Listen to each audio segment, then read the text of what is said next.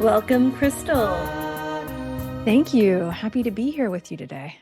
So I've been wanting to talk to you for quite some time and finally have you Mm, on my show. I'm just so fascinated. Your background is so rich in spirituality and your journey. And as I mentioned just before I hit record, you even practice Reiki, right? yeah. I've been on the awakening journey for a long time, but meditation was my kind of first modality into my spiritual journey. But as I got more and more into it, I became fascinated with the perception of energy in my own practice. I was like, okay, something's happening here. Energy's moving. I also am trained in the sciences. So I was like, how do we explain this? And I had received Reiki from somebody, a beautiful practitioner, when I was healing from a health issue, which I think is the way a lot of people meet Reiki is they're looking to heal. And I could feel the shift as the practitioner was working on me. So I was like, this is so interesting. Like that piqued my interest. I could feel something moving. Sometimes people feel heat, change in temperature. Um, you can also have visions if your eyes are closed, like it starts to bubble up some things. And so that initiated my curiosity into Reiki. And I went on a deep dive and, very long story short, became a Reiki master. Oh yeah, that's fascinating. I would love to hear about that aspect and maybe even tying it to your journey on Hmm. this spiritual path. But actually, you really piqued my curiosity. When you say when you feel the energy moving, is it Mm. just in one area? Is it more in the subtle body? I'm just curious about that. Yeah, it's a really good question. And I think a very nuanced answer. I mean, for me, in my practice now, I can feel the energy centers harmonize. I can feel that physically. Sometimes that's a sensation of variations of tingling in the body. Sometimes it's a sensation of it almost feels like water moving in a certain area, but it's not really water, but it's a sensation of flow, at least for me. Um, and when I'm practicing or I'm providing energy as a vessel, so Reiki very much views the practitioner that's providing as a vessel. You're just allowing this Reiki, this loving energy to flow through you. So it really helps to kind of take the personality and the ego out of it. I'm just a vessel and I'm allowing it to move into somebody with increased ease. And a lot of times when I especially work with Reiki, it's a heat, but it's not like a stovetop heat. It's this inner heat and energy, and I typically feel that in my hands, deep in my hands, and a lot of times the person receiving feels that as well. That's so fascinating. I'll come back to that in a moment with about it because my husband's always said that when I give him a back massage or something, I'll just kind of intuitively know where it's hurting. And I didn't Mhm. know it was a thing until recently. But I would just be like, oh, I feel like there's like a little point right here I need to work on. So the Yeah, I think that's 100% the energy speaking to you through your intuition. yeah. And if you're open to it, it can guide you in like really profound and it seems magical ways. Wow. I'd love to tie that back to intuition. Now I want to hear more about your because you mentioned heat and energy, and I'm Mm. a practitioner of Kriya Yoga. I don't know if you've Oh heard yeah, of it. me Yeah. as well. Yeah, I Oh, love you? Korea. Oh, It's one of my favorite. Yeah. oh, then we'll go deeper in that as well. But I was just thinking, maybe you could go into more about the energy around yoga. Yeah. Ooh, juicy. Yeah, I think I mean and you let me know what you think too, but um yoga obviously is such a profound modality.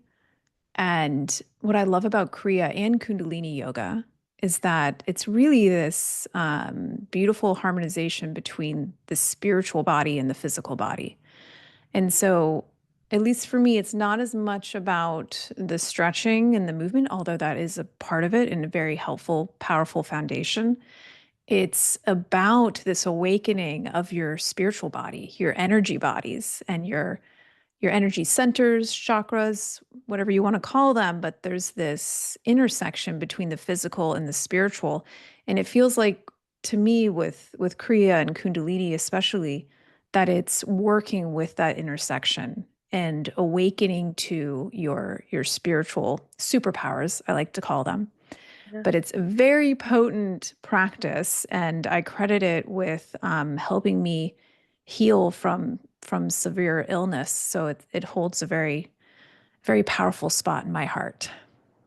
Yes, I can understand that. And from the perspective of moving energy, Kriya Yoga, for me, the most simplest explanation is that it helps release energy. Mm, And um, when I say the word opens up the chakras, I feel like it gets so esoteric, it's hard for even myself to fully understand. yeah.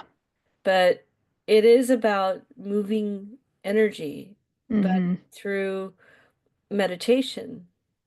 And as Hmm. well as, you can do, when you say yoga, often it's thought of as physical movement to release energy, but Kriya goes deeper.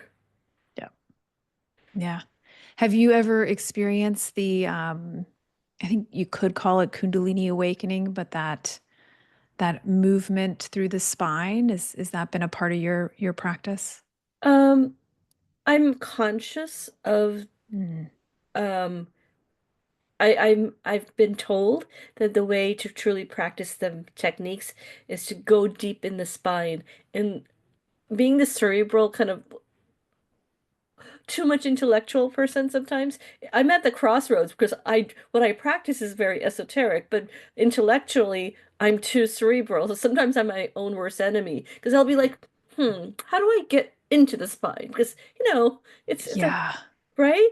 But Oh my gosh, I'm right there with you with the science side. I can get into analysis and a lot of times, unfortunately, in spiritual work, once that analytical brain takes back over, it kind of pops you out of the experience. And so I totally empathize with that. I'm constantly trying to quiet my analytical mind and just experience it. But you're so right, going back to your comment that um, when we say something like in Kundalini or Kriya, where you're connecting with the energy center and you're allowing more energy to flow, the energy is already always flowing. In my opinion, it's just you're opening the channels consciously through breath, meditation, mantra, movement, and allowing more energy to flow in and building more harmony with your spiritual body. And it sounds very mystical, but I think, what I always tell people is that it sounds mystical until you experience it for yourself. And until that point, it's just experimentation. It's like, okay, can I sense my root chakra? Can I sense that first center at my perineum? And visualizing with your mind's eye, or some people that can't visualize, it's the act of sensing. Can you just sense that area?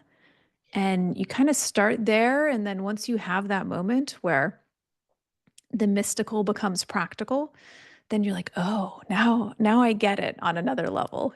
But it's a constant unfolding. it's constant for me, and I practice it as a non-negotiable morning and night. Love And it.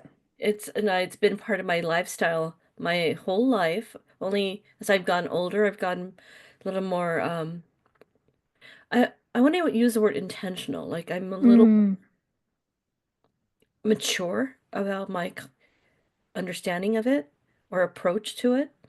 But one phrase, I have these key phrases that come up in my mind when I'm practicing because they help me kind of get the analytical mind.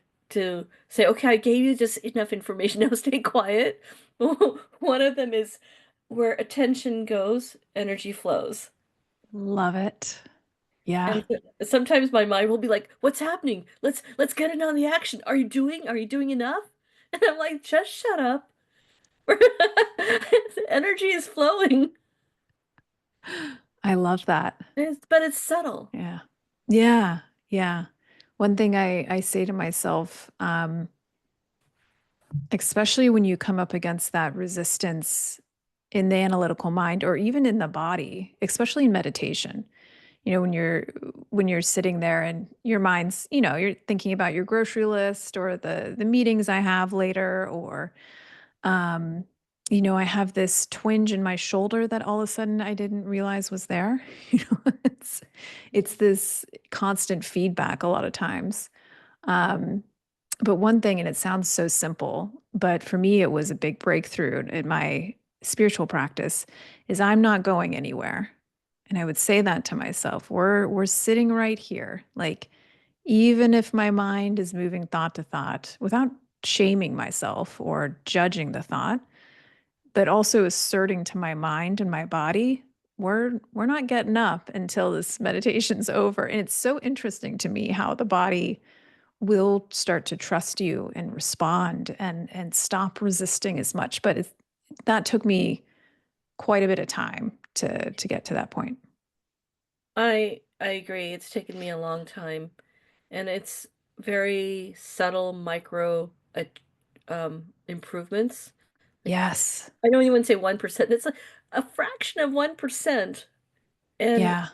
um again, I try, and I maybe you've been there, is that I once I give information to the mind and it starts to go in the background a little bit, I also remind myself that what is best for my soul's highest purpose is to drop Mm, in the heart, trust the intuition, and trust the process. Because it's a process to then say, okay, I'm stepping out and observing the breath. I love that. Trust the process. That is such a good affirmation and mantra on your journey because, to your point, I think a lot of people expect this big moment in the spiritual journey or what we call the awakening. But the awakening is the entire process. Exactly. It takes time. It's like going to the gym and thinking you're going to lift those 400 pounds, or I don't go to the gym, you can tell, but like whatever that is that you want to lift, um, that you're going to be able to do it on day one. And it's like, no, there's the diet, there's the preparation, there's the stretching, there's the consistency and increasing your duration, and your cardiovascular ability. Like there's so much that goes into building the body that you want, that the same thing applies with your mind. There's a lot that goes into it, but even those micro kind of progress that you're making, it's so impactful even at the very beginning. It's like I was talking to somebody who is really new in meditation, and we were talking about the concept of presence.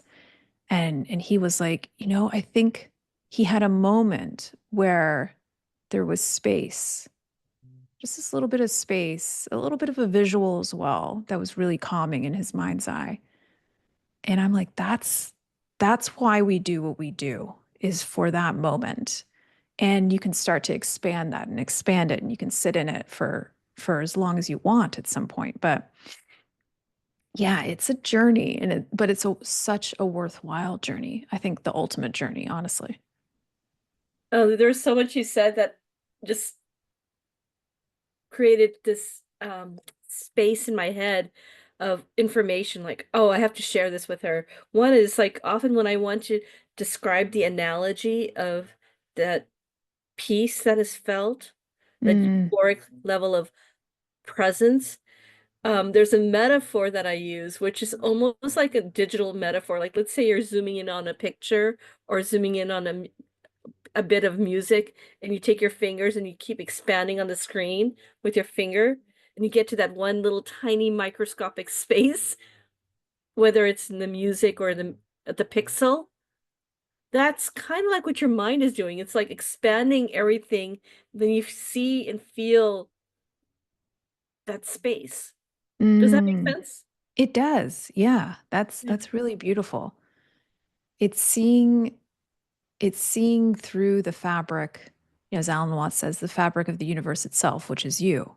Yeah. And when you have that space, you can see down to the pixel. You can see up to the highest vantage point, like the perception that you're able to access once you can work with presence, which is really the only moment we ever have anyways. We forget, the past is in our imagination, and the future is something that we're trying to anticipate.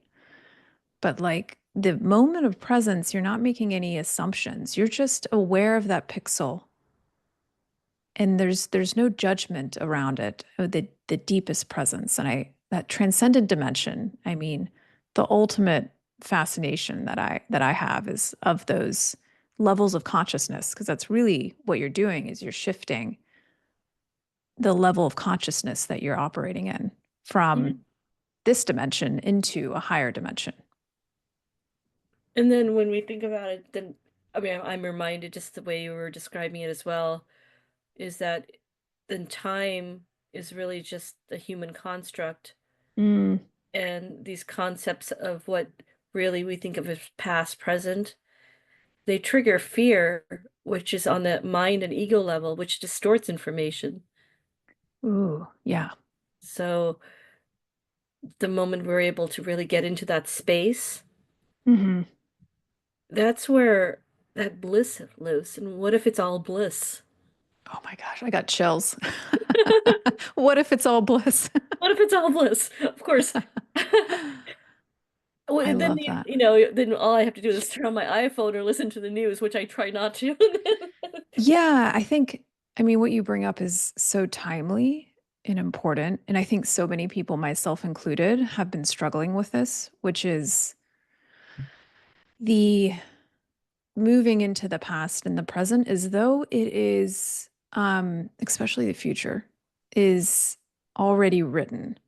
And so a lot of what I do in my own practice right now is release my anything drawing my awareness into the future, where whether I'm trying to anticipate, plan, that's all going to be built on the known until I can access the unknown, which I think you access through meditation. And then you can remember or know deeply within yourself that really anything's possible. It's not written in cement. There is a new world here that you're a part of, that we're all a part of creating through our awareness. And so if we can release the planning and the analysis and the worry and really just come back to ourselves, I think that is one of the most powerful things that we can do right now as a collective, is to build that awareness of right now, what's real right now, access the dimension of the unknown and create through how you feel. And you mentioned bliss. I used to hear that word and I was like, I don't know what bliss is, It's like, but then I had experience a couple years ago, um, where I emerged into bliss and I was like, oh, this is what they talk about. Like it's beyond joy. It's this like transcendent, I mean, so hard to explain with words, right? But it's once you experience that, you're like, that's where I want to hang out. Like, how do we get back to that? But it's just such a powerful state of consciousness. And there's so much you also said right there, like just talking about, and maybe these weren't your words, but collectively we are experiencing some level of, or a great level of stress, and Yeah. especially depending on your perspective politically or what have you, it's difficult not to um shut it out. And you don't Yeah. want to shut it out because you want to be a conscious being, but it is one of those situations I feel like part of me wants everyone to meditate, I know. you know, so we can Yeah. collectively increase our resonance and vibe. Yeah. Because, Hmm.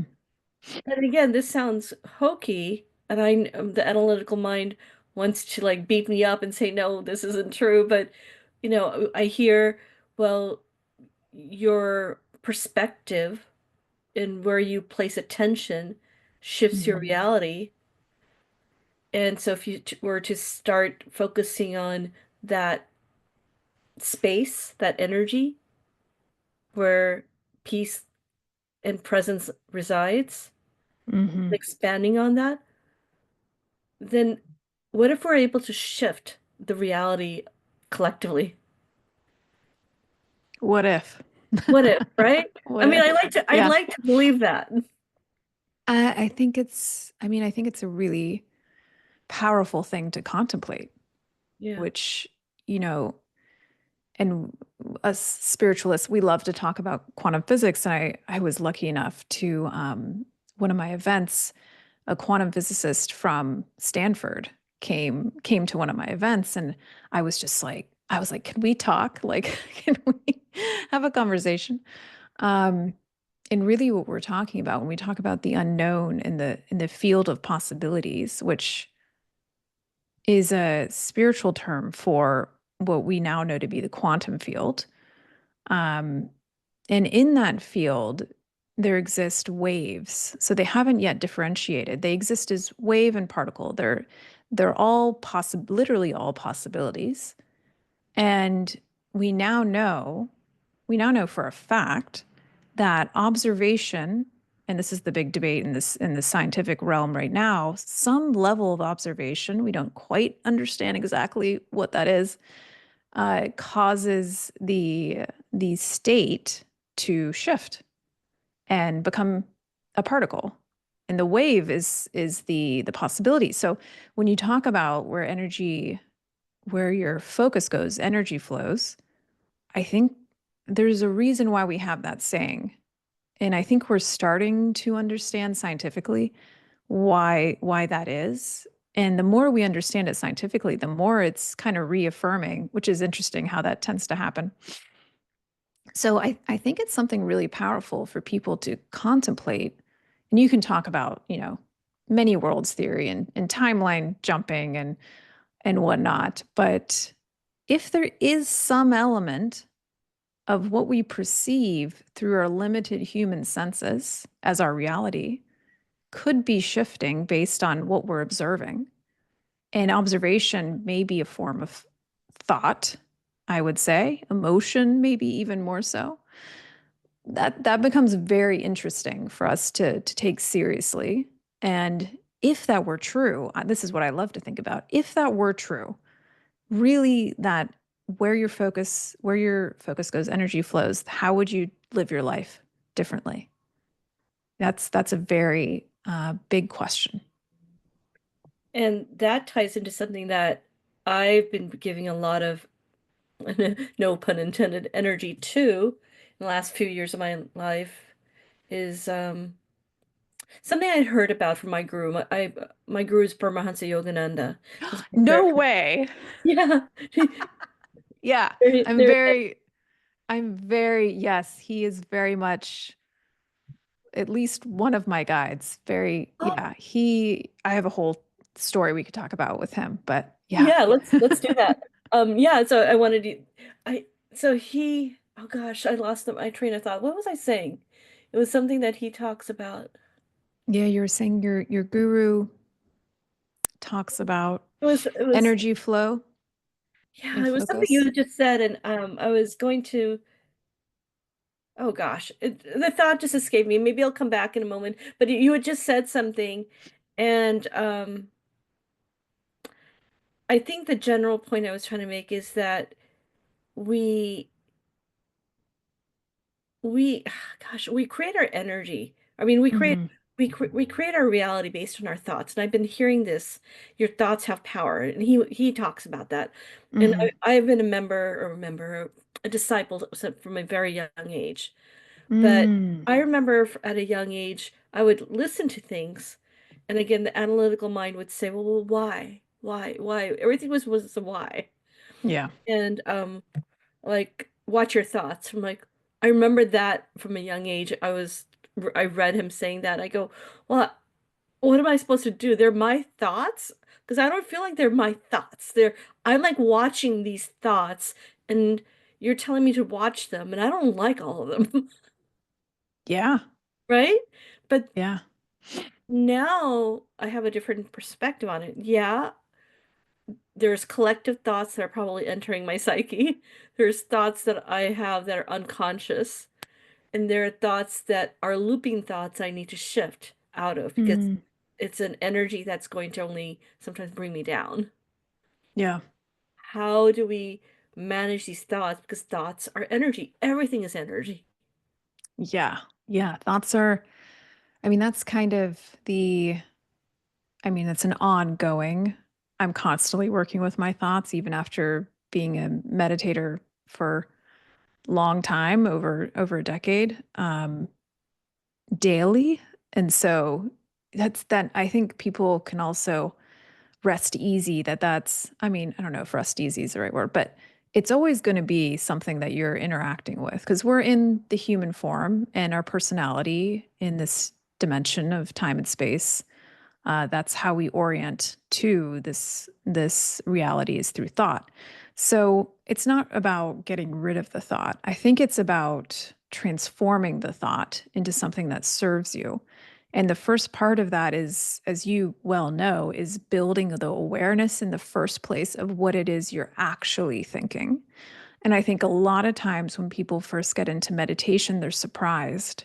They're like, and this can be a hard part where you're like, why am I thinking that thought? Like I wasn't aware I was judging myself so harshly or that I was hung up on something that happened 5 years ago and that's still a thought that I'm having.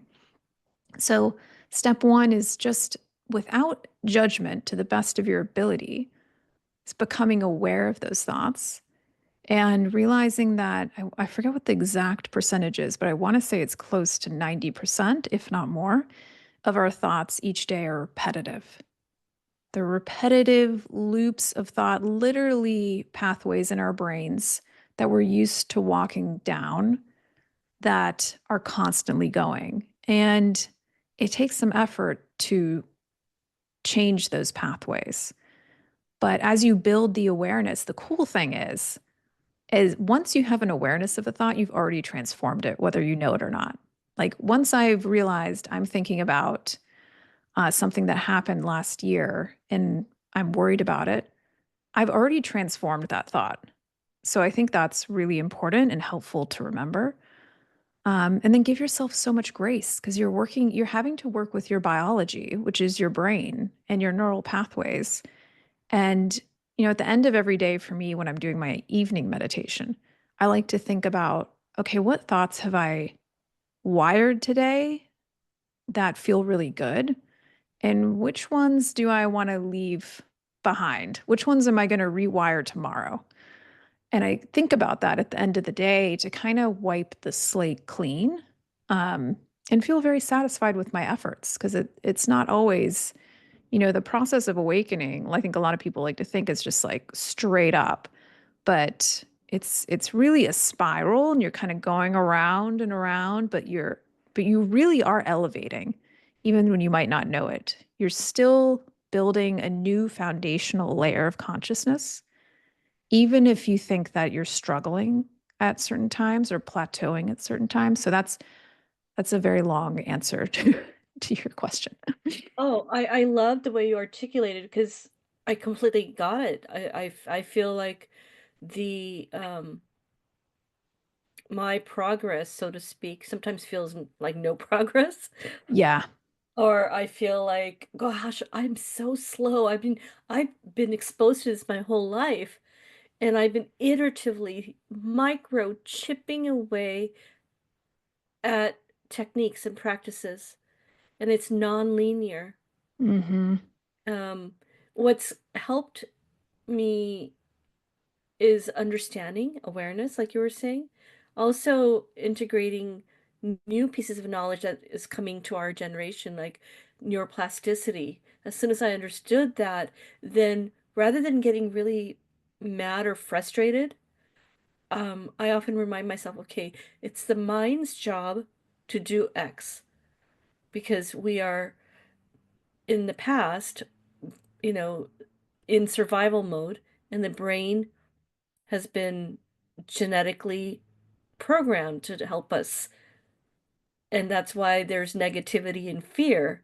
Because I'm often like, well, I've been reading, you probably read, there's so many negative thoughts that go through our mind.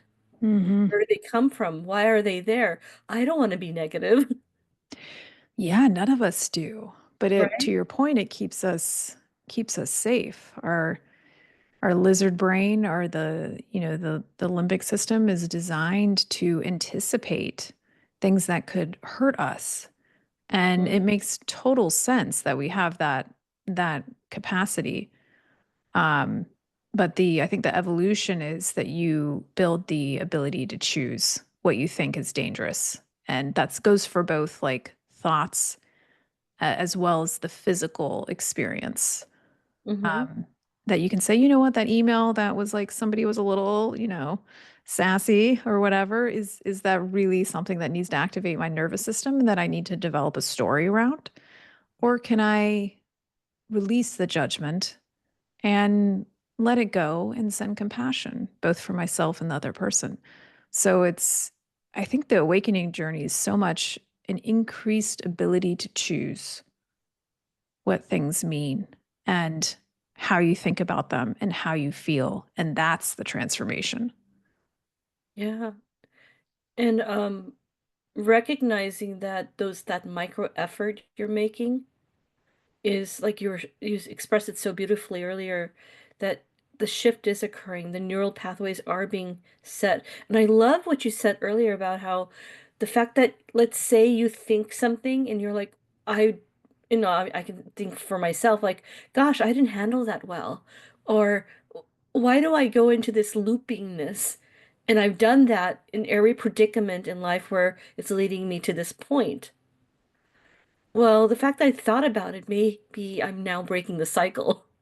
100%. Yeah. Yeah. You're already breaking that loop that's been in place by your awareness.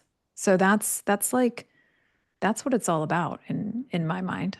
Yeah. And some of it seems like, are we locked in the mind, and then recognizing, can we detach from the mind and recognizing that a lot of these things that we're giving energy to, we're giving energy to Hmm. it.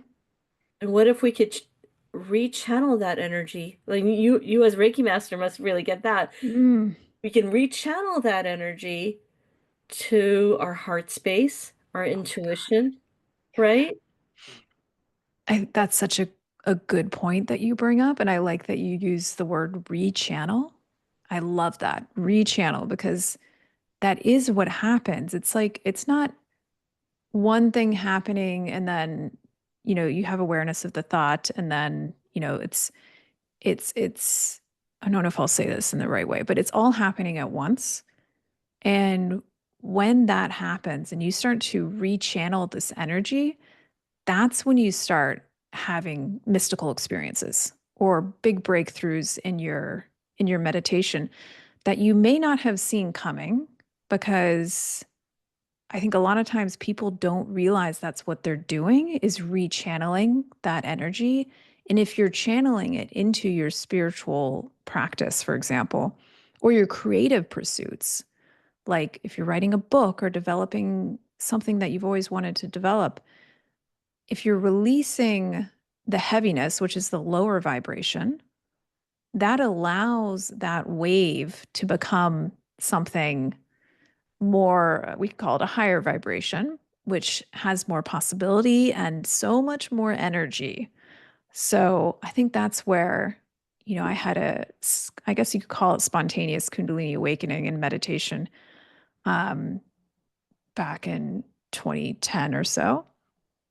But I'm convinced that even though I didn't really know what a Kundalini awakening was at the time until it happened to me, I think it's because I had released and rechanneled a lot of energy. And that's how it happens. And I'm curious because the things we're talking about are very subtle, like the Kriya Yoga energy and the Kundalini.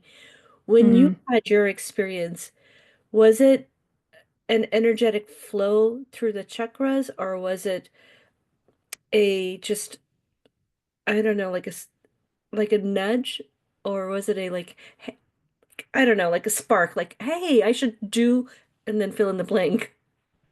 Um, Good question. It was a full sensory experience. So I was in my meditation, um, and all of a sudden I had what felt like an ignition at the very base of my spine. So the idea that that's like a fiery energy totally makes sense to me. Um, and as it moved, for me, and I don't know why this is, but for me, it moved slowly over time. So it was my first center, second center at first. And I had a profound feeling of oneness with everything, which you often hear. And for those of you who have had that feeling of oneness, you know what I'm talking about. You never forget it.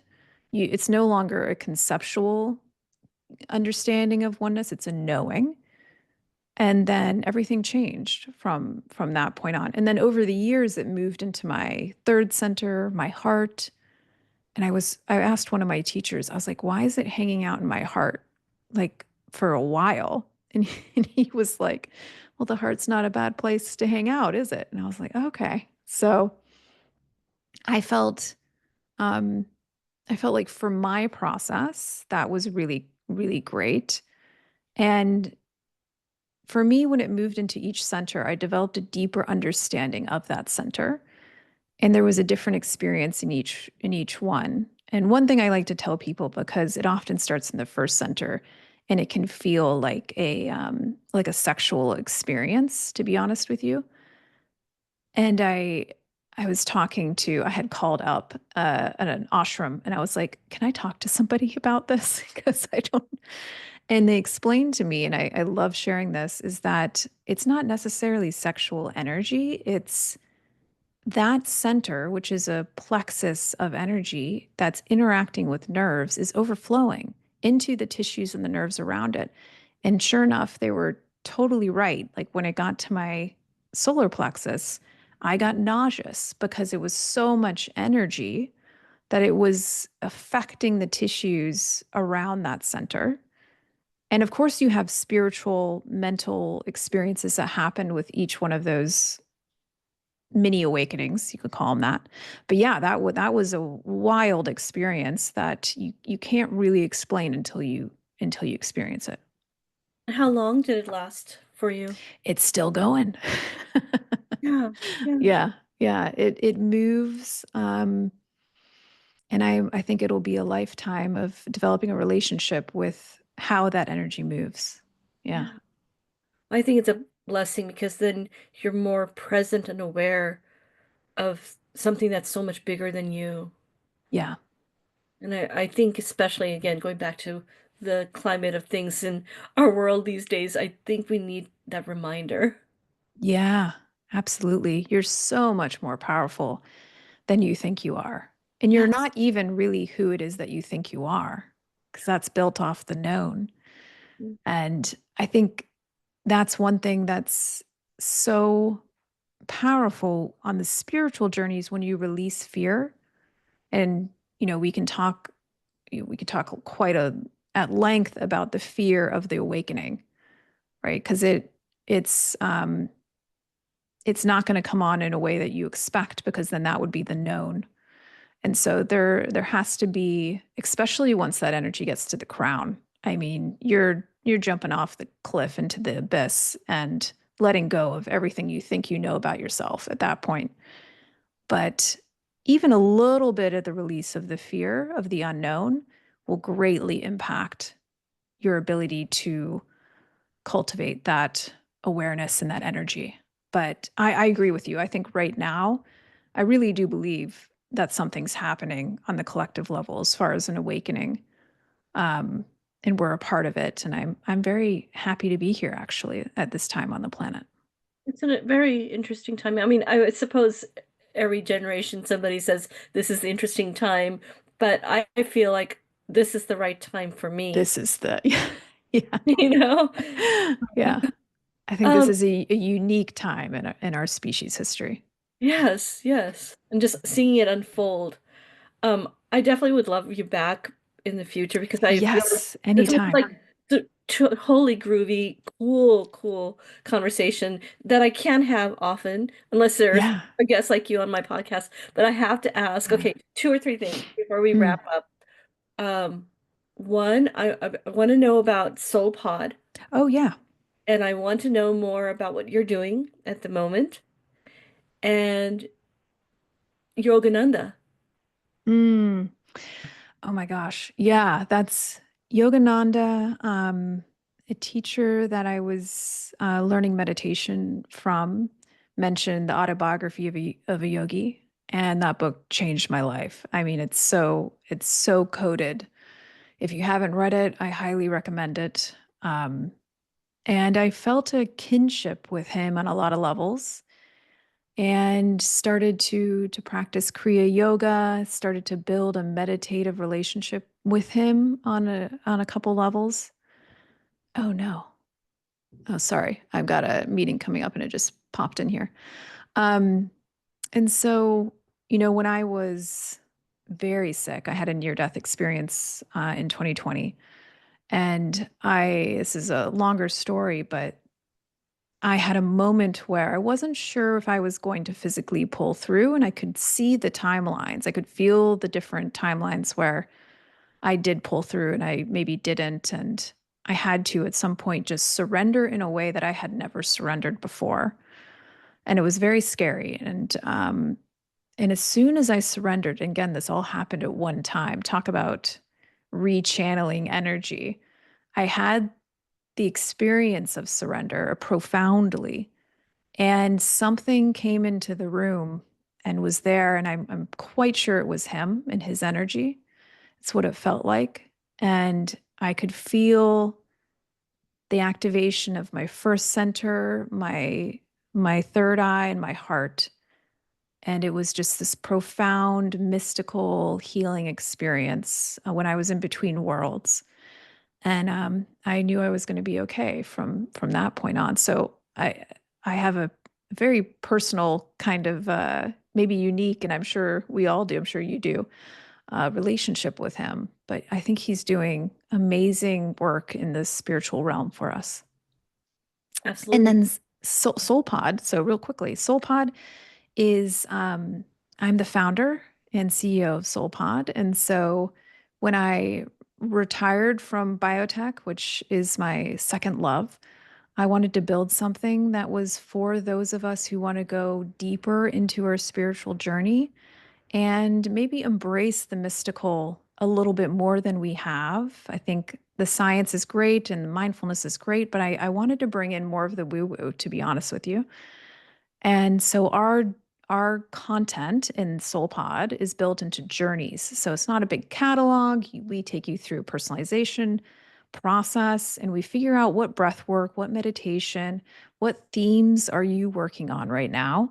And we serve up a really powerful 30-day journey for you with other people. So one thing for me is I got lonely on the spiritual journey. I was like, all these things are happening and I have nobody to talk to about them. So we wanted to create community that you could travel with as well. So we're having so much fun continuing to build SoulPod, and would love to see you in the app. Well, I definitely will look into that and I'd love to have you back I and would love maybe to. Yeah. even go deeper into your journey, the one you described and the near death experience. That's not something that I've been able to hear much about, but obviously I believe in it. Hmm. Yeah. So, Crystal, you are just so awesome. Thank Oh, you. thank you. So are you. It's Oh, so fun to chat with somebody who's like soul rather than like-minded, So it's my pleasure being here and thank you for having me. Absolutely. And what a lovely expression, like soul. Yeah, that's great. Well, Crystal, I will reach out again in the Yeah, future, very near future if possible. Have a wonderful day, and thank you you for being too. my guest today. Thank you.